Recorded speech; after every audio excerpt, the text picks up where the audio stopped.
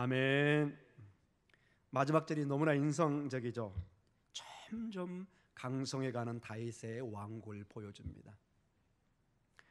사랑하는 성도 여러분, 저는 저번 주에 족보를 1장부터 9장을 이렇게 마무리해 가면서 여러 점을 강조했지만 온 이스라엘이 함께 하나님을 경배하는 그 온 이스라엘이라는 데 제가 초점을 좀 두면서 우리 목동 중앙교회가 심각하게 도전을 받아야 된다고 제가 말씀을 드렸습니다. 오늘도 역대기 상 11장 1절과 9절에 우리가 계속해서 이제 역대기를 강해해서 보고 있는데요. 이 다윗 왕이 1절에 한번 같이 볼까요? 온 이스라엘이 헤브론에 모여 다윗을 보고 이르되 우리 왕이 가까운 혈족이니라.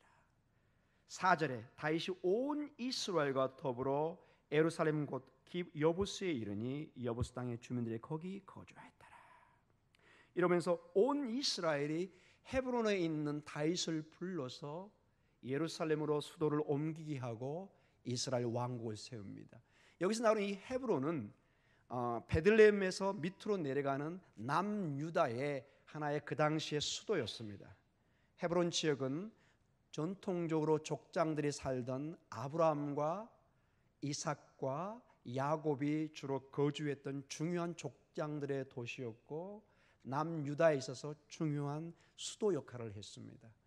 성경에 보면은 다윗이 거기서 7년 반을 왕으로서 유다의 왕으로 먼저 등극을 합니다. 우리는 다윗이 생각하면 그냥 이스라엘 왕으로 전체적으로 등극했다고 생각하지만은 사무엘서에 보면은 다윗은 먼저 유다 왕이 됩니다. 그때 오늘 이 본문에 보면은 근데 역대기는 그 모든 것을 생략하고 처음부터 다윗에게 뭐라고 그러죠? 온 이스라엘이 헤브론에 모여서 다윗을 왕으로 세우는 모습을 보여요. 역대기는 의도적으로 남북이 갈라지지 않는 온 이스라엘이 이 한 왕인 이 족보의 중심인 하나님의 메시아의 왕인 다윗을 세우고 있는 것을 보여주고 있습니다. 사랑하는 성도 여러분, 지금 이 역대기가 쓰여진 상황을 여러분이 반드시 고려하라고 제가 처음부터 강조했습니다. 성경을 읽을 때는 어떤 그 성경이 쓰여지는 그 배경과 역사적 상황을 이해해야 됩니다.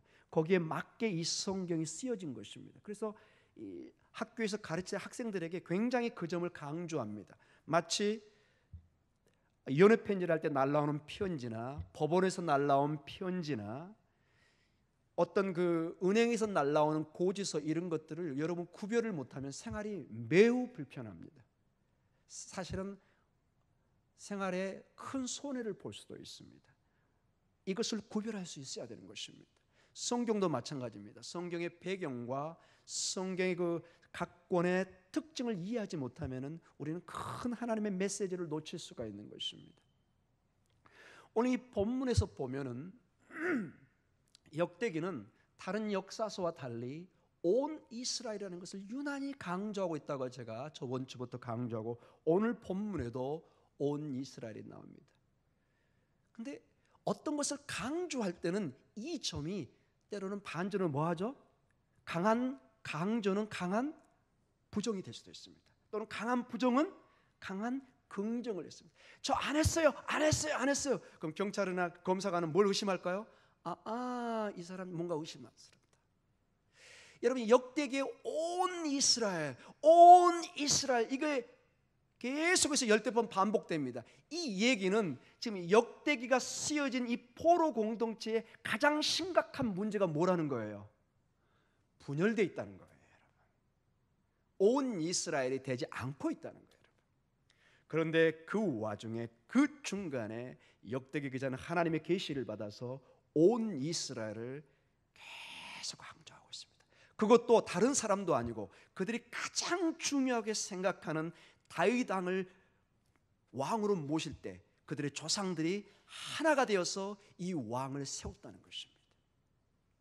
이것은 우리 지금 목동 중앙교회 굉장히 중요한 메시지입니다. 앞으로 우리 공동체가 하나 되지 못하면 이 하나님의 마음을 읽지 못하고 있는 것입니다. 하나님이 원하는 교회는 하나 되는 것입니다. 이 교회는 여러분의 지체입니다. 여러분의 지체가 떨어져 있다고 생각해 보세요. 상상하기도 힘든 문제입니다. 이것은 장애자고 정상적으로 생활을 할 수 없다는 것입니다. 그런데 여러분, 우리는 이것을 영적으로 보지 못하니까 교회를 갈기갈기 잘라놓습니다. 그것도 앞장서서 무서운 책임을 져야 됩니다. 여러분, 주님 앞에 섰을 때 어떻게 서시려고 이렇게 용감하게 그런 일을 할 수 있습니까? 저도 40년 이상 교회 생활하면서 그런 일을 많이 봐왔습니다. 교회에서. 정말로 여러분, 그것은 책임지셔야 됩니다. 여러분이 앉으면 여러분 자녀들한테 그 책임을 묻습니다. 하나님이. 정말로 심각하게 생각하셔야 됩니다. 오늘 여기 봐보세요. 이 하나 되지 못한 이스라엘이 남북으로 갈라지고 결국 아수르와 바벨론에 의해서 심판을 받습니다. 여러분, 하나 되지 못한다는 건 결국 그 안에 하나님을 향한 하나된 마음이 없다는 것이에요. 여러분, 가만히 한번 봐보세요. 하나님의 이름으로 열심히 나가는데 사실은 자기 의가 강한 거예요. 하나님의 뜻보다는 내 이웃을 정죄하고 할 때 하나님의 이름으로 하지만 깊은 내면을 한번 봐보십시오. 정말 여러분 안에, 우리 안에 겸손이 있습니까? 하나님의 임재에 대한 두려움이 있습니까? 저는 이 역대기를 보면서 많은 도전을 받습니다. 남북이 하나 되지 못하고, 지금 특별히 역대기가 쓰여진 이 당시는 북이스라엘 쪽에 있었던 사마리아 사람들하고 굉장히 갈등 속이었어요. 역사적으로 보면 거의 전쟁 상태고 전쟁까지 있었어요.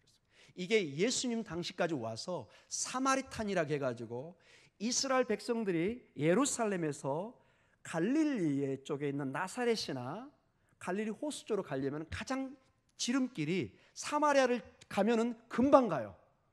근데 이걸 돌아가면 일주일 이상 걸려요. 한 이틀 정도면 갈 길을 7일 정도로 돌아서 와야 돼요. 왜요? 이 사마리아 지역이 예수님 당시까지도 앙숙관계로 있어가지고 이걸 가지를 못하는 거예요. 이 시작이 지금 역대기에도 이미 시작되고 있는 것입니다.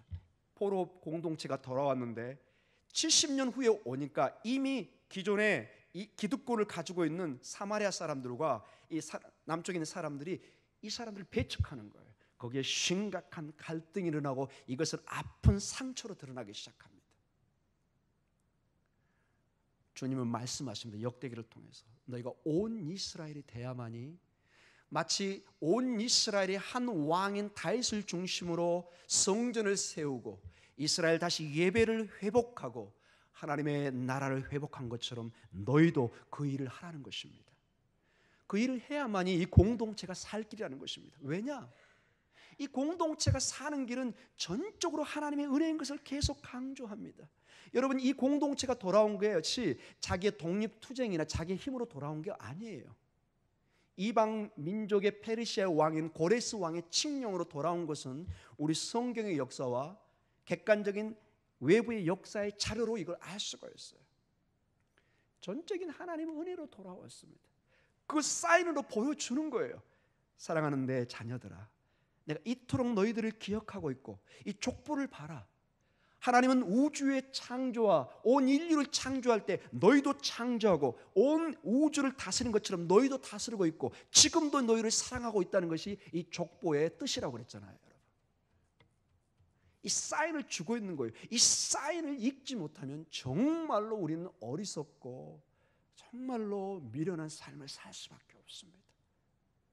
정말 내 인생에 70, 80, 90 됐을 때 정말 부끄러운 인생을, 성도님들이 문상은 가긴 가는데 마음속에는 부끄러운 마음밖에 없어요. 그분을 삶을 돌이켜보면 싸우고 교회에서 교회를 허무는 생각밖에 들지 않는 거예요. 그것처럼 여러분 비참하고 무서운 생각이 어디 있습니까? 우리 마음에 그 생각이 든다면 주님의 마음은 얼마나 갈기갈기 찢겨지겠습니까? 우리가 그분의 인생의 마지막을 봤을 때 감사가 넘쳐야 됩니다. 아멘. 어차피 사는 한 인생인데 여러분 어떤 인생을 택할 수 있습니까? 여러분 변명할 수 없습니다. 지금도 선택할 기회가 있습니다. 내 호흡이 있을 때 선택할 수 있는 기회가 있습니다. 더 이상 이제 부딪히지 마십시오. 진리의 문제, 내가 생명을 걸어야 될 진리의 문제라면 칼이 들어와도 싸우셔야 됩니다. 이단이 여기 들어오면 정말 제가 좀 심한 얘기지만 뼈를 추려내야 됩니다. 신천지라 이거는 교회의 암덩어리입니다. 칼을 대서 잘라내야 됩니다. 그러나 성도 간의 이해의 문제, 어떤 토론의 문제라면 여러분 정말 기도로 신중하셔야 됩니다. 말 한마디 뱉을 때 3번, 4번, 10번을 생각하셔야 됩니다. 양보하시고 생각하시고 교회 전체에 내가 어떤 위치와 덕을 끼치는가를 항상 생각하십시오. 몇 년 후에 돌이켜보면 나도 잘못한 것을 보게 됩니다. 그때는 내가 의로운 줄 알았지만 돌이켜보니까 나도 잘못한 게 있는 거예요. 서로 상처를 주고 있는 거예요. 부부싸움 한번 봐보세요. 여러분 어떠신가요? 남편도 옳다고 싸우고 아내도 옳다고 싸우고 나중에 보면 둘 다 문제가 있는 거예요. 저도 지금 반성하면서 얘기하고 있습니다. 사랑하는 성도 여러분, 이 사마리아 사람이 갈등이 여러분 좀 더 구체적으로 화해의 제스처, 이 모습이 나온 게 우리 주님의 모습입니다. 여러분 주님이 그 당시에 가장 갈등 관계, 아무도 북이스라엘을 지나가지 않아요. 아무도. 주님이 어느 날 수가성에 있는 누구를 만나죠? 사마리아 여인을 만납니다. 제자들도 너무 놀래요. 차마 선생님이니까 말은 못하고 말리지는 못하는데 속으로 와, 우리 선생님 좀 이상하시다. 그 성경 본문에 나와요. 아니 어떻게 이방 그 사마리아 여인하고 대화를 하고, 막 가슴이 벌렁벌렁해요. 이 제자들이 막 걱정스러워가지고. 주님은 긴 대화를 통해서 여인의 고민과 그 기도의 탄식을 해결하는 것 같지만 사실은 전체 사마리아 사람들의 고민과 기도의 제목을 단숨에 해결합니다. 그리심산도 아니고 예루살렘도 아니고 오직 신령과 진정으로 드리는 것이 참 예배라는 예배의 참 뜻을 보여줍니다. 이 비밀을 사마리아 지역에 가서 알려줍니다. 그리고 메시아가 가서 온 하나님의 나라가 거기서 선포가 되는, 그래서 그 여인이 더 이상 비난받는 여인이 아니라 복음을 전하는 한 여인으로 변화시킵니다. 아멘. 이것이 하나님의 마음입니다. 예수 그리스도의 마음인 곧 하나님의 마음이고 우리가 받아야 될 마음입니다. 목동 중앙교회는 정말로 이제는 하나 되어야 됩니다. 더 이상 주변 사람들에게부터 이 손가락질을 받으면 여러분은 정말 이제는 책임져야 됩니다. 새로운 담임 목사가 와서 최선을 다하려고 하고 있습니다. 정말로 복음으로 생명으로 항해를 가려고 있습니다. 여러분이 송곳을 가지고 배를 또 떨어가지고 구멍을 내서 물이 들어오게 하는 이런 비참한 일은 여러분 하지 마십시오. 여러분 우리 모두가 그건 경고입니다. 제가 이 교회를 바로 인도하지 못하면 저도 심각한 하나님의 심판을 받을 것입니다. 성도님도 마찬가지입니다. 여기는 일반 회사나 모임이 아닙니다. 세상의 것을 여기까지 와서 적용시키면 심각한 결과를 가져옵니다. 하나님의 몸이고 하나님이 우리에게 온 이스라엘을 원했던 것처럼 교회가 하나 되는 걸 원합니다. 이제는 더 이상 에너지를 여러분 다른 데 쏟지 마시고, 여러분 기도하기도 시간이 많지 않습니다. 우리 인생이 이제 많이 안 남았습니다. 좀 죄송한 얘기지만 정말로 이 남은 인생을 정말로 값지게 하나님이 기뻐하는 인생을 살아드리시기를 축복하며 기도합니다. 둘째적으로 오늘 제가 10장은 안 봤는데 10장이 주로 사울의 얘기가 나옵니다. 그리고 11장에 이제 드디어 다윗이 등극하는 모습이 나옵니다. 여러분 긴 족보의 얘기가 진행되어 왔습니다. 1장에서부터 9장까지 이 긴 족보가 나오고 그 족보의 중심에 유다 지파가 있고 또 누가 있다고 그랬죠? 레위 지파가 있다고 그랬습니다. 그 얘기는 전체 앞으로 족보에 전개된 내용이 유다 지파에 관계된 것이고 레위 지파의 그 역할과 심각하게 결부되어 있는 것을 이미 힌트로 주고 있다고 제가 말씀을 드렸습니다. 오늘 그 유다 지파의 핵심의 그 후손인 누가가 나오죠? 다윗이 나오는 것입니다. 이 10장 이후로 역대기상 29장까지 그리고 역대기하 1장부터 9장까지 다윗과 그의 아들 솔로몬이 꽉 차 있습니다. 전체 역대기하 36장까지 전체 3분의 2 이상의 중간의 핵심 부분에 다윗과 그의 아들이신 솔로몬이 나와 있고 그 이후로도 그 후손들인 왕들의 얘기가 나오고 있습니다. 사랑하는 성도 여러분, 오늘 이 다윗의 등극으로 말미암아 하나님의 그 마음을 우리에게 보여주고 있습니다. 너희의 눈을 이 다윗의 왕국에, 이 다윗 왕에게 맞추라는 것입니다. 이 다윗 왕은 단순히 한 나라의 왕이 아니라 하나님이 선택하시고 하나님이 특별히 구원의 역사를 위해서 택한 왕이라고 명시하고 있는 것입니다. 이 족보의 중심에는 다윗 왕국이 있습니다. 그리고 그 성전이 있습니다. 이제는 다윗은 단순히 한 왕이 아니라 왕 같은 제사장으로서 하나님의 일을, 구속의 일을 대신하라고 도전하고 있습니다. 이것은 어떻게 보면 제일 처음 족보에 나와 있는 아담의 역할입니다. 아담은 이 창세기를 보면은 왕으로서 세상을 다스리고 세상을 이끌어갈 것을 하나님이 명령하십니다. 그리고 그 세상의 모든 것을 청지기로서, 즉 제사장의 사명으로서 모든 것을 다스리되 그것을 파괴하는 것이 아니라 청지기처럼 잘 보존해서 하나님의 영광을 드러내는, 즉 제사장의 역할을 감당하도록 합니다. 즉 사실은 여러분, 신학적으로 깊이 들어가면 에덴 동산은 에덴 동산이 아닙니다. 이것은 우주의 중심인 하나님의 성전이었습니다. 에덴 동산의 모든 것이 구약의 역사고 신약의 역사인 것입니다. 에덴 동산은 하나님이 임재하는 곳이고 그의 형상인 아담과 이브가 함께 거닐었던, 그리고 하나님께 예배를 드렸던 하나님의 동산의 그 너머의 성전이었습니다. 이걸 구체적으로 제가 나중에 이제 설교 가르칠 시간이 있겠지만은요, 아담에게 명령했던 그 명령들, 그 단어들이 그 히브리 원어가 그대로 나중에 출애굽기와 성전에 쓰이는 그 기능에 쓸 때 그 제사장에게 명령했던 그 기능과 똑같이 사용됩니다. 그 단어가 동일하게 사용됩니다. 여러분, 에덴 동산에 있던 어떤 강이라든지 거기에 황금이라든지 모든 것들이 나중에 회막과 성전을 지을 때 그대로 그 단어와 그 기능이 사용됩니다. 오늘은 제가 그 초점이 아니기 때문에 여기까지 하겠지만은 여하간 이 아담의 기능은 왕과 제사장의 기능이었습니다. 오늘 동일하게 다윗에게 그리고 그 후손의 왕들에게 그것을 요구하는 것입니다. 하나님의 왕을 대신해서 이 땅에 바른 공의와 정의를 베풀고 온 백성의 목자가 되어서 잘 끌어주면서 제사장으로서 하나님께 예배의 삶을 살 것을 보여주고 있는 것입니다. 사랑하는 성도 여러분, 그렇습니다. 우리의 삶은 이 다윗, 그리고 궁극적으로 우리에게 가르쳐주는 예수 그리스도의 그 왕되심과 그의 분의 제사장, 그것을 우리가 받고 있는 것입니다. 이제는 왕 같은 제사장으로서 우리가 이 땅을 하나님의 말씀으로 명령하고 다스릴 수 있는 권한이 있습니다.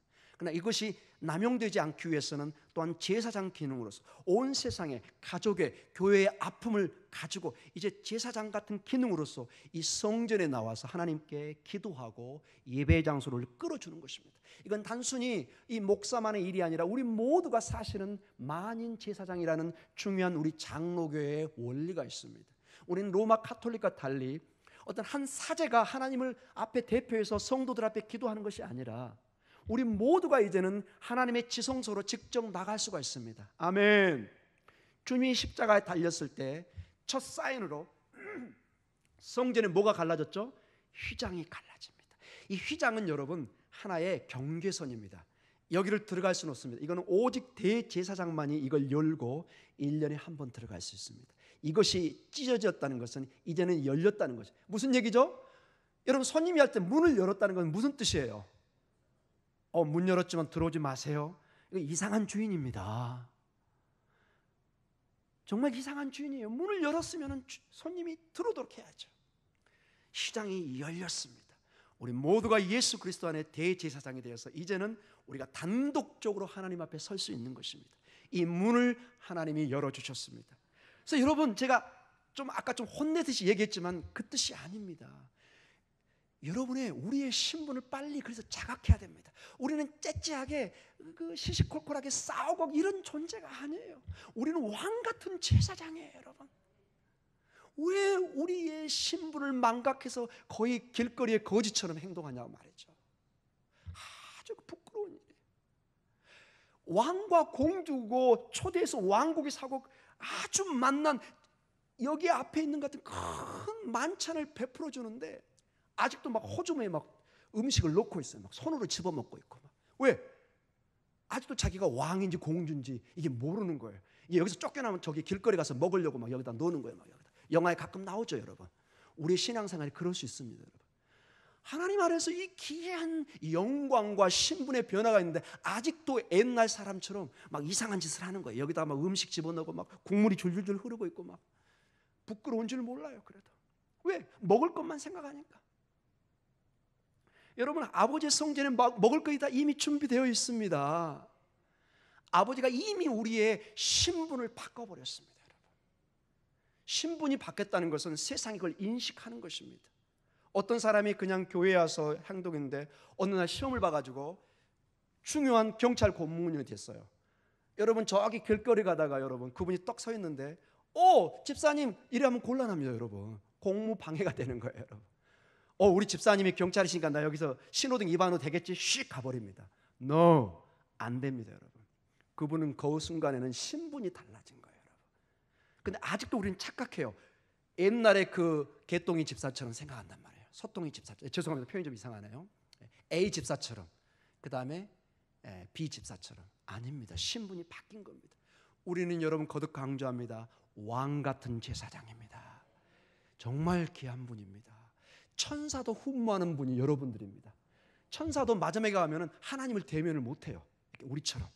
근데 우리는 하나님 앞에, 심지어는 우리를 아들과 딸로 부릅니다. 여러분, 세상에서 가장 친근하고 가까운 용어가 내 아들아 내 딸이라는 표현입니다. 이것은 인간의 마음과 용어로 해석이 불가능해요. 내 딸, 내 자식, 그냥 느끼는 거예요. 여기에 우리 권사님들이 그냥 눈물이 쫙 나는 거예요. 내 딸과 내 아들이 저기 일본이나 미국 갔다 이게 오면은 이름만 들어도 어떻게 하죠? 권사님? 눈물이 쫙 나는 거예요. 이게 하나님의 마음이고 주신 마음이란 말이에요. 근데 여러분을 하나님이 내 사랑한 딸이고 아들이라고 부르고 있단 말이에요. 이제는 거기에 합당한 삶을 우리가 살아야 됩니다. 그걸 부르시는 그 아버지를 부끄럽게 해서는 안 됩니다. 여기는 정말로 이제는 우리가 인간이기 때문에 어려움은 있지만은 신분이 바뀐 우리이기 때문에 노력을 해야 됩니다. 마치 올림픽을 앞둔 선수들이 좀 힘들고 때로는 몸이 찢어지는 고통이 있지만 그걸 참고 또 땀을 흘리고 또 뒹굴고 하는 것이 그 메달이 있기 때문에, 그걸 따야 되기 때문에, 목표가 있기 때문에 가는 것입니다. 우리 성도들이 때로는 애쓰고 노력하고 기도하고 때로는 정말 어려운 일들이 많지만 하나님 앞에 또 매달리고 또 매달리는 것은 그걸 통해서 하나님이 기뻐하심을 받기 때문에 그렇습니다. 우리는 이 경건의 삶으로 구원을 이루는 건 아니지만 이 구원의 과정에 아주 중요한 게 경건의 훈련입니다. 사랑하는 성도 여러분들, 오늘도 우리의 신분 속에서 다윗 왕국이 높여진 것처럼 하나님이 우리 목동 중앙교회를 여러분을 높여주셨습니다. 그 자부심과 그 놀라움, 심지어는 우리를 하나님의 성전이라고 말씀하십니다. 여러분, 이스라엘 세계에서 가장 거룩한 곳이 성전입니다. 그래서 항상 성전에서는 이런 용어가 나옵니다.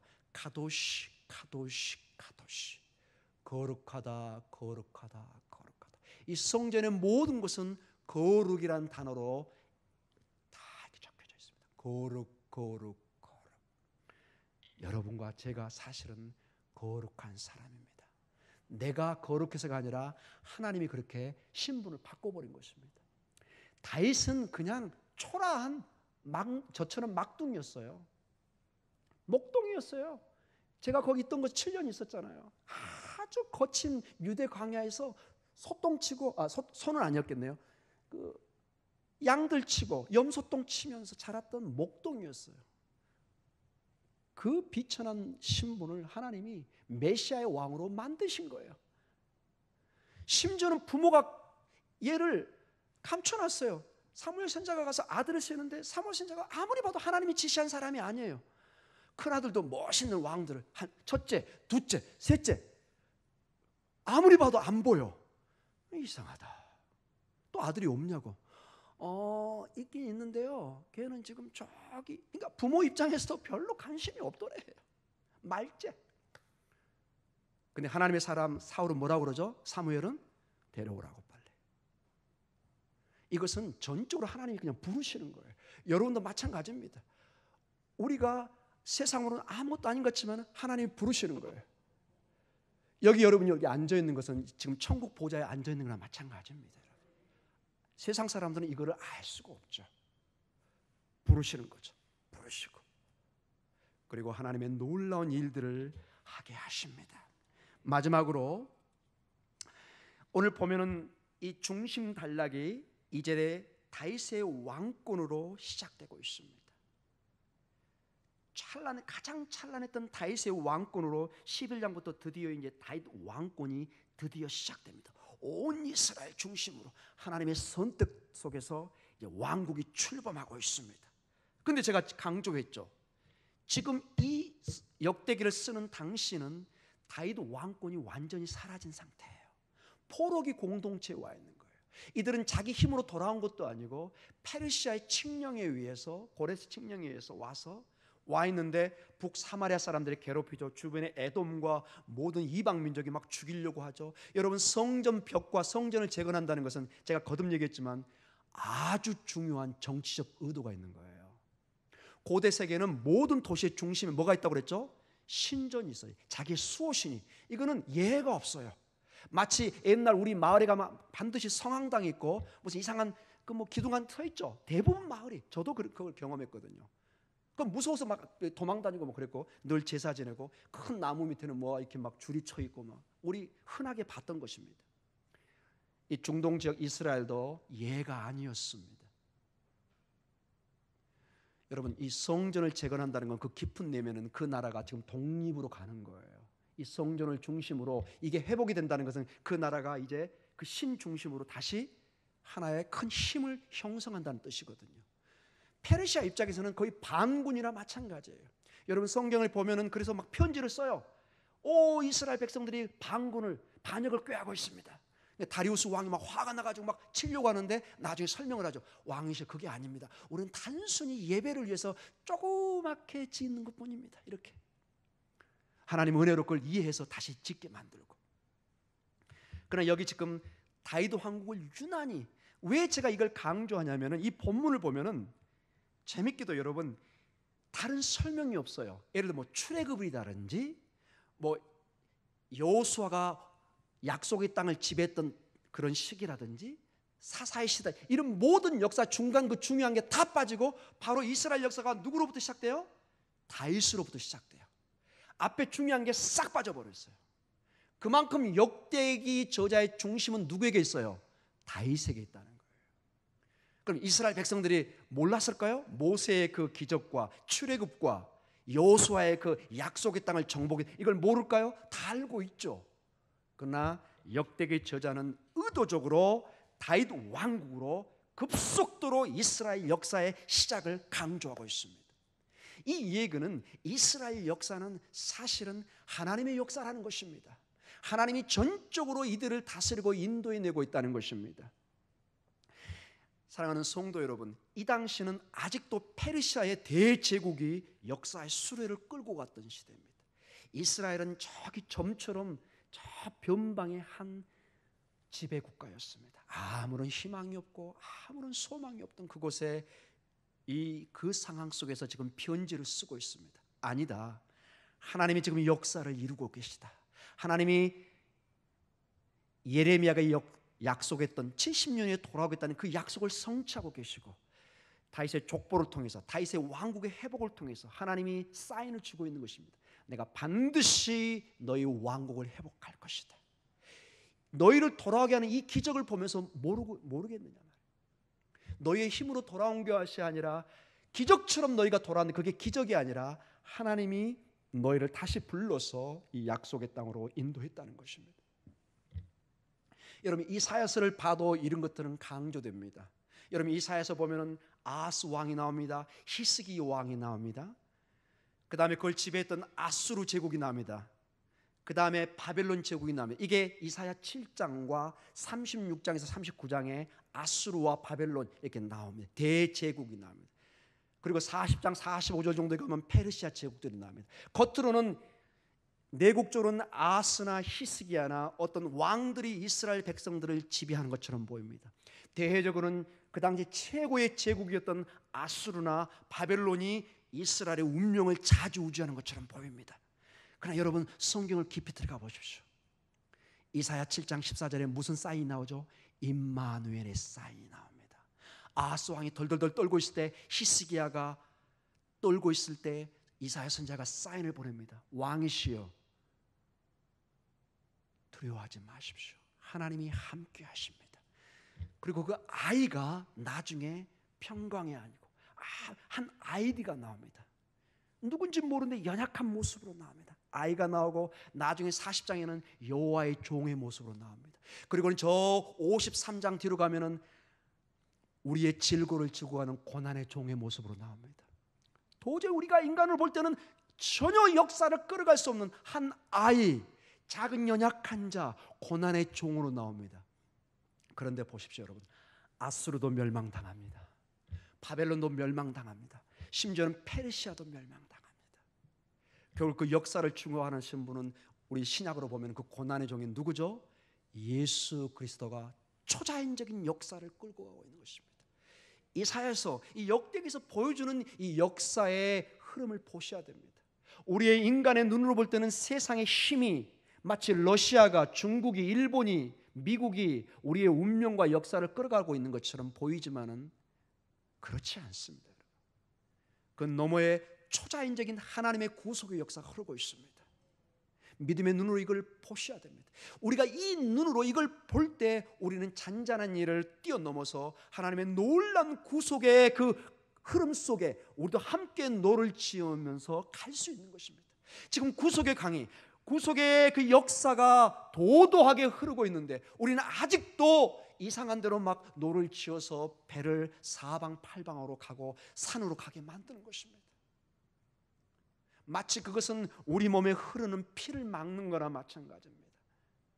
사랑하는 성도 여러분, 오늘 우리는 이 역대기를 통해서 하나님의 마음, 온 이스라엘을 보게 됩니다. 비록 현실적으로는 이것이 갈등과 어려움이 있었지만 하나님은 명령하십니다. 마치 너희 조상이 온 이스라엘이 한 왕을 세웠던 것처럼 너희가 하나 되어서 메시아인 예수 그리스도 안에 하나 되라고 얘기합니다. 주님이 마지막 가면서 제자들에게 하는 얘기가 있었습니다. 나와 아버지가 하나인 것처럼 너희도 하나. 아멘.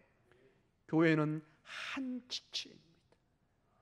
우리 몸이 건강하게 서로 기능을 작동할 때 이게 힘을, 생명을 발휘하는 것입니다. 이게 교회의 모습입니다.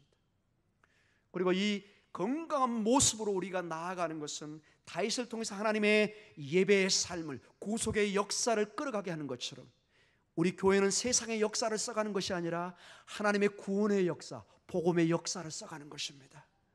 이 교회가 이 일을 감당해야 되는 것입니다. 이것을 할 때 하나님이 나중에 착하고 충성된 종아, 내가 예비한 이 놀라운 잔치의 장으로, 상급으로 오라고 초대할 수 있는 것입니다.